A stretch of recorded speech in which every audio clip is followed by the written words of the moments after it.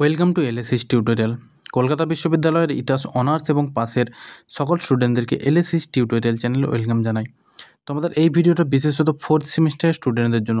তোমাদের ফোর্থ সেমিস্টারে অনার্সের ডিএসসিসি 6 এবং পাসেদের যারা জেনারেল রয়েছে তাদের এমডিসি সিসি 4 পেপার, এই দুটো পেপারে একটি গুরুত্বপূর্ণ প্রশ্ন রয়েছে। সেটা হচ্ছে বাণিজ্য বিপ্লব বলতে কী বোঝো। এই দুটো পেপারের জন্য একটি অতি গুরুত্বপূর্ণ প্রশ্ন আমি সাজেশানে দিয়েছিলাম। এই প্রশ্নটা কিন্তু তোমাদের আসন্ন সেমিস্টারের জন্য ভেরি ইম্পর্টেন্ট প্রশ্ন।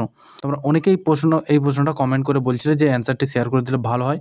তাই তোমাদের অনুরোধেই কিন্তু আজকে এই প্রশ্নের অ্যান্সারটি তোমাদের মধ্যে শেয়ার করে দেবো। তাই তোমরা যারা নতুন এসেছো অবশ্যই সাবস্ক্রাইব করে রাখো এবং নিত্য নতুন বিভিন্ন আপডেট পাওয়ার জন্য চ্যানেলটিকে ফলো করে রাখতে পারো।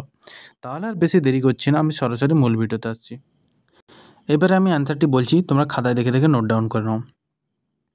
ইতিহাসের পাতায় কিছু সময়কাল থাকে যা মানুষের জীবনধারায় এক স্থায়ী পরিবর্তন এনে দেয়। পঞ্চদশ শতক ছিল এমনই একটি সময় যখন ইউরোপে এক নতুন ধরনের অর্থনৈতিক জাগরণ শুরু হয়। ভৌগোলিক আবিষ্কার, নতুন উপনিবেশ স্থাপন ও সমুদ্রপথে বাণিজ্য বিস্তারের মাধ্যমে ইউরোপীয় সমাজ এক বিশাল রূপান্তরের দিকে এগিয়ে যায়। এই সময় ইউরোপ শুধু পণ্য আদান প্রদানের মধ্যে সীমাবদ্ধ থাকে না, বরং এক বৈশ্বিক বাণিজ্যিক নেটওয়ার্ক গড়ে তোলে, যার প্রভাব ছড়িয়ে পড়ে এশিয়া, আফ্রিকা ও আমেরিকা পর্যন্ত। এই গভীর ও বিস্তৃত পরিবর্তনের ধারা ইতিহাসে বাণিজ্য বিপ্লব নামে পরিচিত। প্রথম প্যারাটি বলে দিলাম। এবার দেখো সেকেন্ড প্যারা কী রয়েছে। বাণিজ্য বিপ্লবের অন্যতম প্রধান দিক ছিল ইউরোপীয় দেশগুলোর সমুদ্রপথে অভিযান এবং নতুন ভূখণ্ডের অনুসন্ধান।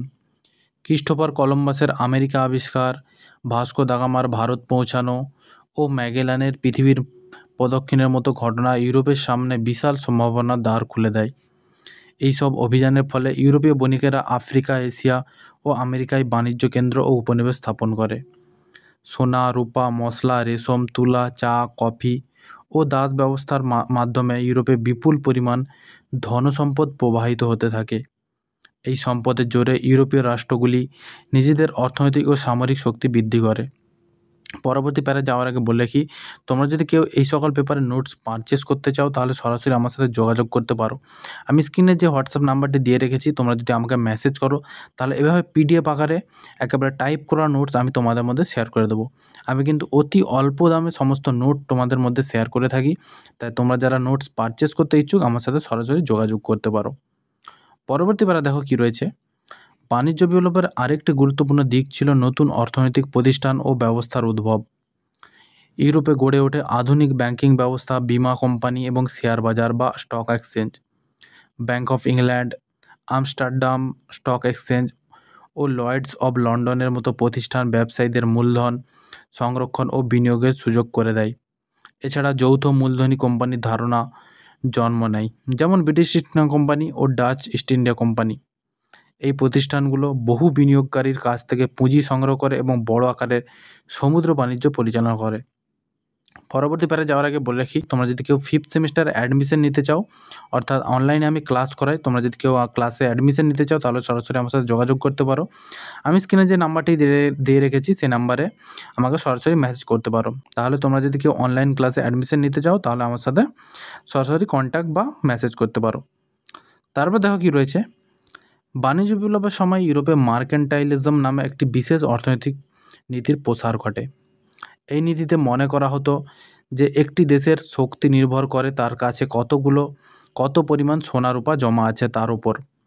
তাই দেশগুলো আমদানি কমিয়ে রপ্তানি বাড়াতে চায়। সেই উদ্দেশ্যেই তারা উপনিবেশ গঠন করে কাঁচামাল সংগ্রহ করে এবং সেগুলোকে রূপান্তরিত করে রপ্তানিত করে।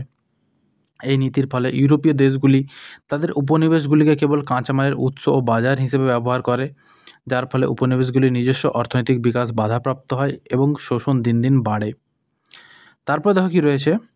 সবশেষে বলা যায় বাণিজ্য বিপ্লব ছিল এক যুগান্তকারী ঐতিহাসিক ঘটনা যা শুধু অর্থনৈতিক নয়, সামাজিক ও রাজনৈতিক ক্ষেত্রেও সুদূরপ্রসারী প্রভাব ফেলেছিল। এটি ইউরোপকে বিশ্ব বাণিজ্যের কেন্দ্রবিন্দুতে নিয়ে আসে এবং বিশ্ব অর্থনীতিকে একটি সমন্বিত ব্যবস্থার মাধ্যমে আবদ্ধ করে। এই বিপ্লবের ফলেই ভবিষ্যতে শিল্প বিপ্লব, উপনিবেশবাদ, পুঁজিবাদ ও আধুনিক রাষ্ট্র ব্যবস্থার উদ্ভব ঘটে। বাণিজ্য বিপ্লব মানব সভ্যতার গতিপথ বদলে দেওয়া একটি গুরুত্বপূর্ণ অধ্যায় যা ইতিহাসে চিরস্মরণীয় হয়ে আছে। তাহলে এই সম্পূর্ণ অ্যান্সারটি আমি শেয়ার করে দিলাম। তোমরা অবশ্যই কিন্তু খাতায় দেখে নোট ডাউন করে নাও এবং আগেভাগে নিজেদেরকে এক্সামের জন্য প্রিপেয়ার করে নাও। তোমরা পরবর্তী কোন ভিডিও চাও অবশ্যই বেশি বেশি কমেন্টস করে জানাও। আমি তোমাদের কমেন্টের রেসপন্সের ভিত্তিতেই কিন্তু এই অ্যান্সারগুলো তোমাদের মধ্যে শেয়ার করতে থাকবো। তাহলে তোমরা বেশি বেশি কমেন্টস করো। দেখা হচ্ছে তোমাদের সাথে পরবর্তী কোনো ভিডিওতে।